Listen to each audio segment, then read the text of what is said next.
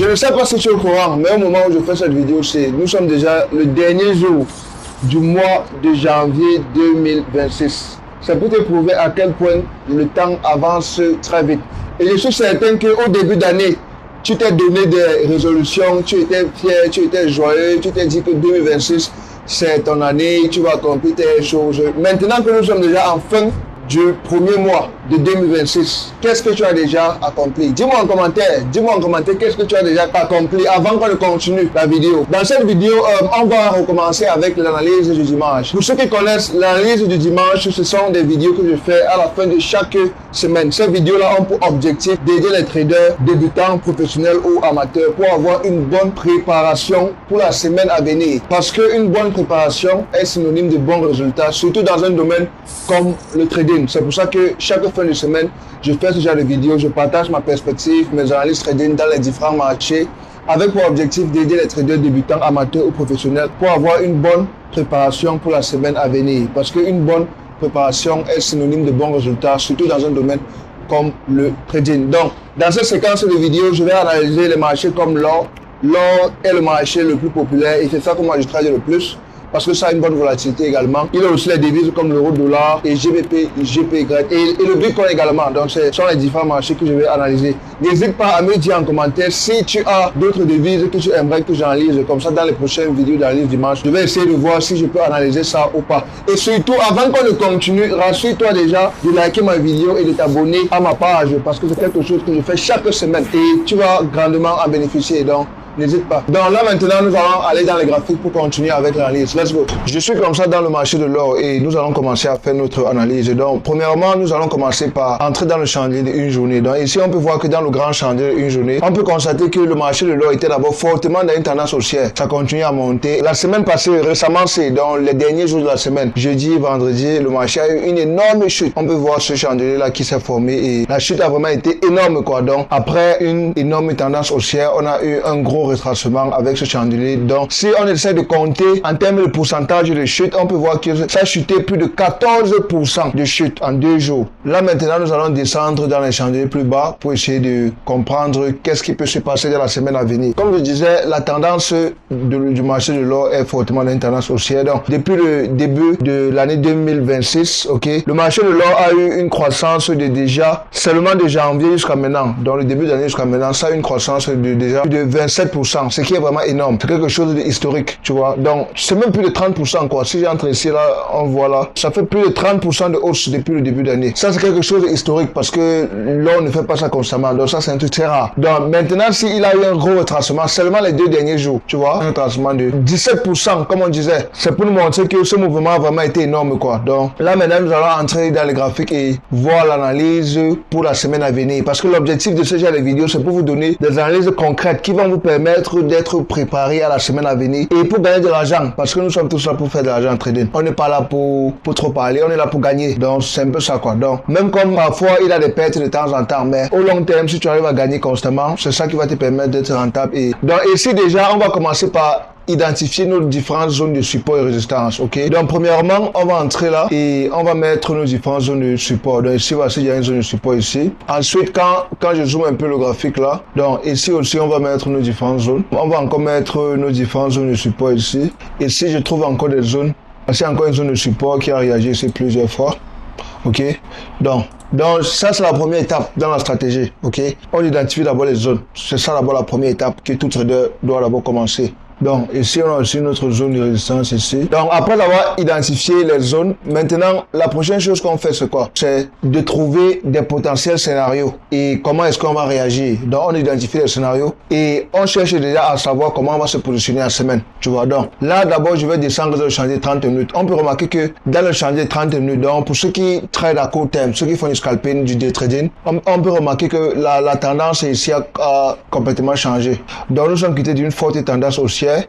À partir de là, il a eu un changement de tendance à ce niveau. Donc, on peut voir comment, à partir d'ici, le marché a commencé à faire des séquences, des hauts plus bas. Donc, on peut voir le haut-ci. Le haut-ci, quand je cible ici à ce niveau, on peut voir que ceci, c'est un haut plus bas. Ensuite, il a un bas qui est encore allé plus bas et un autre haut plus bas. Ainsi de suite. Un autre bas plus bas.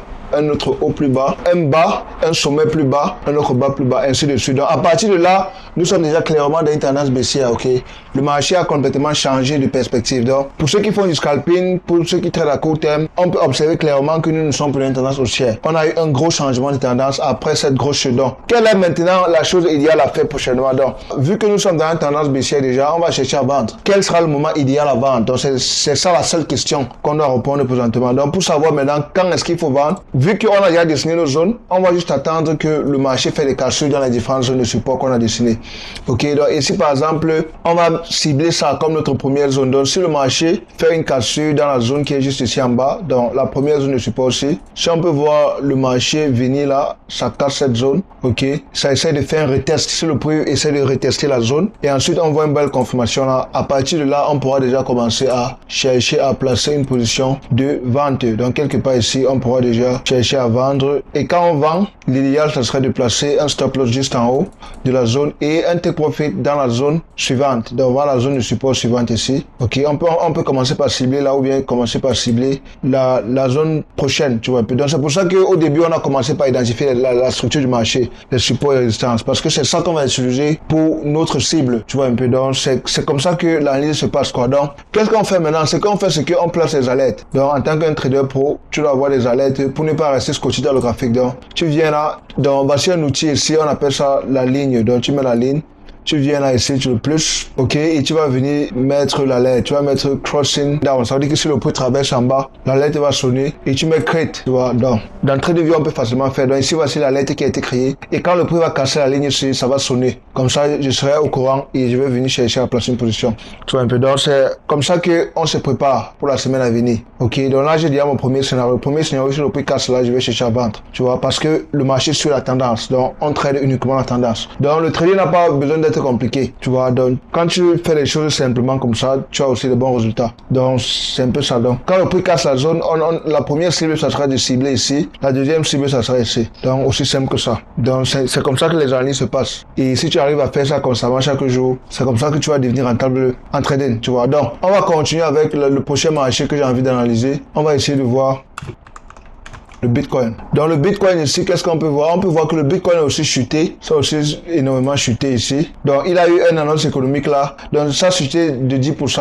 Donc, il a eu une annonce économique jeudi, vendredi là. Il a eu le FOMC. Bon, ça c'est un truc un peu pour les gens qui sont avancés. Les débutants ne vont pas comprendre. Mais il faut savoir que c'était une annonce économique sur les taux d'intérêt. Donc, c'est ça qui a causé la chute durant jeudi, vendredi là. Si tu veux en savoir plus sur les annonces économiques, les FOMC, NFP, dis-moi en commentaire, comme ça je vais voir s'il faut que je fasse une vidéo plus détaillée sur les annonces économiques, tu vois. Donc le Bitcoin, on peut voir qu'est-ce qui s'est passé sur le Bitcoin. Bitcoin, la tendance aussi est baissière. Donc quand je vois ici, on peut voir la tendance du Bitcoin, ça saute à l'œil. Donc nous sommes dans une tendance baissière, ok. Même quand je parle un peu long terme, là, long terme, nous sommes tous dans une grosse baisse. On peut voir ce qui s'est passé là.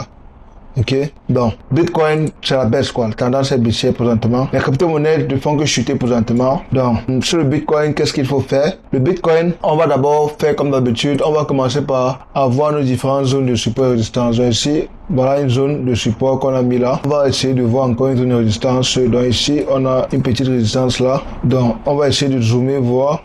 Ok, là on peut encore voir, voici encore une autre zone ici de résistance ici. Est-ce qu'il y a encore une autre zone proche ici? Donc, on peut voir une autre zone, mais c'est un peu loin ici. Donc, si je viens tracer loin ici, ça va faire une autre zone. Donc, bon, ça c'est au même niveau. Ok, donc si je trace ici, ok, donc voici aussi une bonne zone. Ok, donc voilà, il y a les zones de support les plus proches en ce qui concerne le Bitcoin. L'idéal, ça serait d'attendre que le prix fait une belle confirmation. Donc, parce que le Bitcoin s'ouvre chaque jour. Donc, même aujourd'hui, là, ça peut trouver la confirmation et continuer à chuter. Donc, ici, dans le Bitcoin, on peut voir déjà que, quand on observe le marché, on peut voir que ça a déjà commencé à réagir à cette zone de résistance. On peut voir les flèches ici, on peut voir le chandelier qui se forme là. Ok.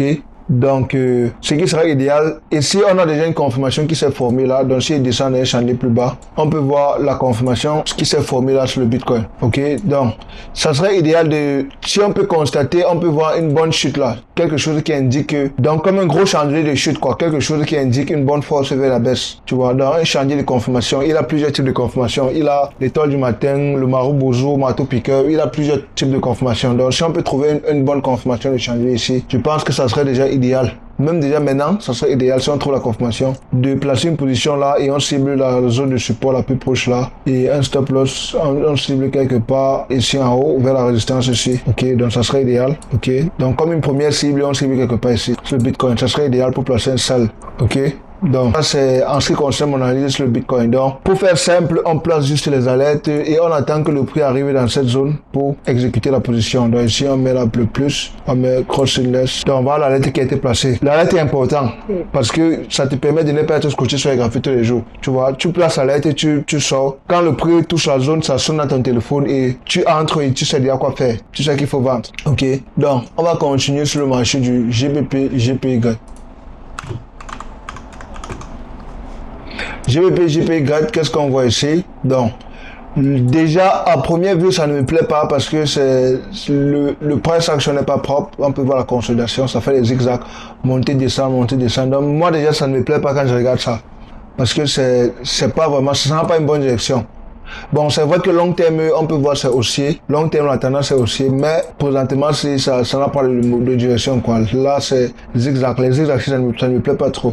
Donc, sur le GPY, présentement, si je ne peux pas donner de bonne direction, donc ce qu'il va falloir faire, c'est soit d'attendre que le marché rentre dans la tendance, ça rentre ici, ok, pour continuer la tendance, tu vois. C'est là qu'on va pouvoir chercher à acheter, ok. Si ça rentre dans la tendance là, on va chercher à acheter, ou soit il va falloir qu'on voit que ça change complètement les tendances, que ça casse bien, et ça vient peut-être casser la zone de support aussi. Là maintenant on va chercher à trader, tu vois, mais d'après ce que je vois présentement, ça n'a pas encore changé les tendances, c'est toujours une tendance haussière, tu vois. C'est vrai que ça a cassé la trendline, ici, mais on ne peut pas encore dire que c'est une tendance baissière, parce que pour voir une tendance baissière, il faut qu'il y ait une séquence de 4 mouvements qui se passent, il faut qu'il y ait un haut plus bas, ok.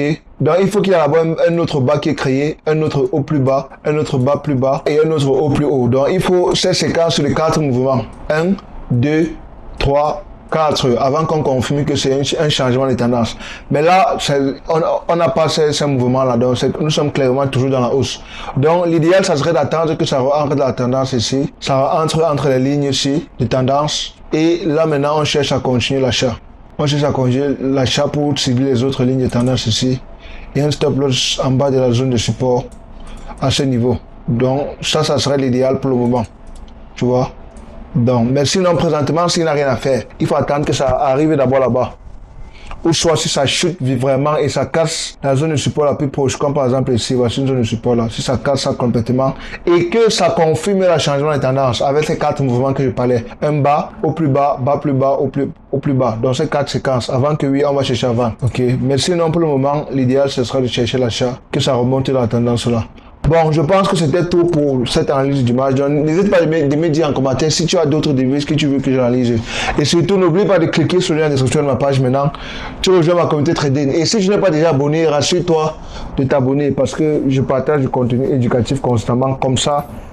Chaque jour dans ma page pour t'aider à devenir rentable le plus rapidement possible. Donc, on se retrouve dans ma communauté trading. Le lien est en description.